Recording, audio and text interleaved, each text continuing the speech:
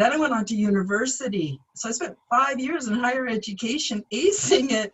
Blew me away. It did a lot for my self-esteem, but it blew me away. Anyway, there was some good stuff that happened and some terrible stuff that happened. Another thing they had asked me, which was strange, but it's my experience, was they said, Karen, would you like the quick method or would you like the slow method? And I went, I want the quick method.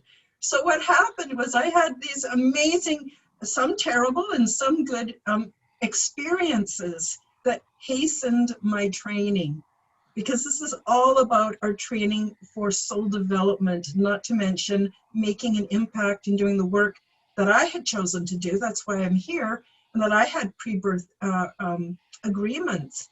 And I sure as hell didn't want to leave this life until I'd at least given it a really good try to make good on those agreements. I took my life very seriously. And so that's how it started with me. But within everything, much like Chris, I have access anytime I want to have access. They're always there. And the answers come before you even get the questions formulated. And once we get to a certain point of personal and spiritual evolution, it gets easier and easier. And one last thing I want to say is it seems to be more about stripping off what isn't us and discovering what really is. It's more that than it is learning specific skills or practicing certain things. It's more about stopping or deconstructing what isn't us, the lies and the programs and the psychological warfare that, and so that's how it started out for me. Now, the extraterrestrial experiences, I won't get into today. Those will come out as we share our experiences over time. But that's where it all started for me. And the biggest takeaway I have from that is that we're all trying to do stuff on our own. And we're trying to do things the way the construct has told us to do it. Oh, if you do this, and if you try really hard, and if you this and that, things will go well with you. Well, I'm going to call bullshit on that. Because the reality in my experience has been to step out of that because we're great creative beings. We have help. We have unseen help and seen help. And so, I mean, it's great. It's just a great thrill for me. You know, this is like close to 30 years later, coming to fruition, meeting other people that have had experiences very much like mine and like Chris's. And now it's time for us to gather. It's a gathering time, and for me, that's just the best time ever. Yeah, that's awesome, Karen. And I agree 100% with what you said about the social programming. We are definitely in under the midst of the largest psychological warfare campaigns I think that has ever come.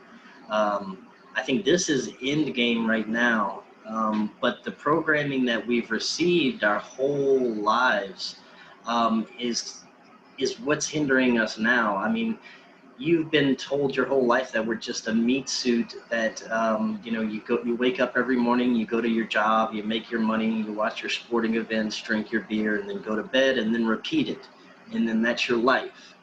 But that's not what your life is supposed to be. At least I know that's not what my life is supposed to be. And it's not till just recently that I've come to realize that, and that all this material thing that the material things that we've come to basically they've come to own us, and they've come to basically define who we are, our material possessions, and the things that we're really worried about on a daily basis, other than who and what we really are. But that's not you. It's hiding and suppressing what your true potential really is. It's a bunch of distractions, so we don't look at that. Because what happens when we look at who we and what we really are and our capabilities, and we start to realize them and practice them, that makes some people shit in their pants.